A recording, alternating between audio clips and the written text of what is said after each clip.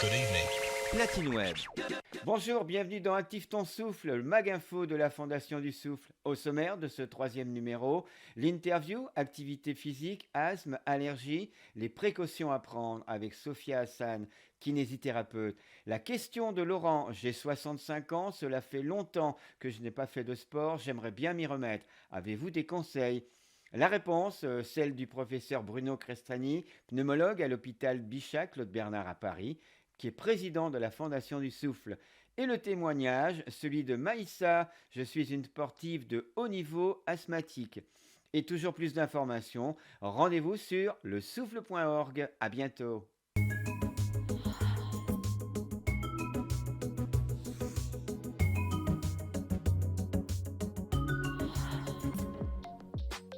Asthme, allergie, 10 millions de Français souffrent de maladies respiratoires. Mais quelles sont les précautions à prendre si on est touché par ces pathologies et que l'on veut faire du sport?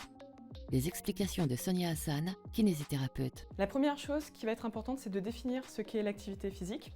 Elle concerne en fait toutes les dépenses d'énergie que va réaliser le corps pour réaliser des mouvements. Avant de pratiquer une activité physique, d'abord avoir un suivi médical régulier, une prise de ses traitements de fond pour son asthme, mais aussi la prise des traitements de crise juste avant la pratique de l'activité physique en prévention.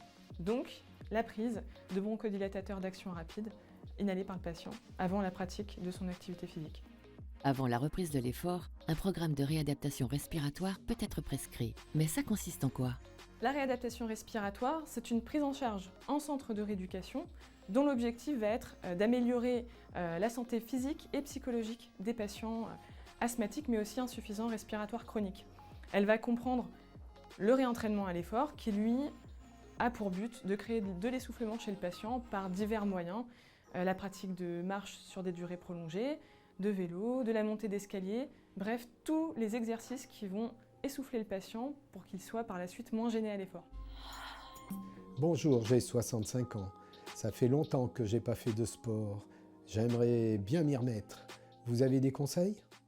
Alors bonjour Laurent, le sport c'est bon tout le temps et pour tout le monde, il n'y a pas de limite d'âge. Simplement, à partir de 50 ans, avant de se remettre au sport, surtout quand on n'en a pas fait depuis longtemps, il est bon de prendre quelques précautions. La première précaution, c'est d'aller voir son médecin traitant. Il va vérifier que tout va bien. Il va également mesurer votre souffle, très important, notamment si vous avez fumé ou si vous avez été asthmatique.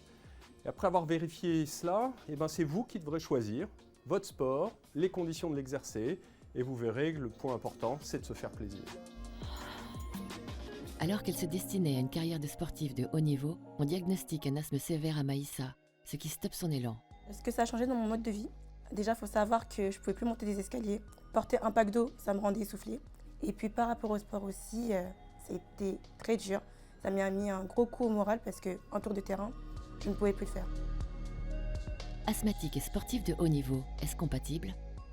Oui, il est compliqué d'être sportif de haut niveau, enfin avoir cette ambition et être asthmatique.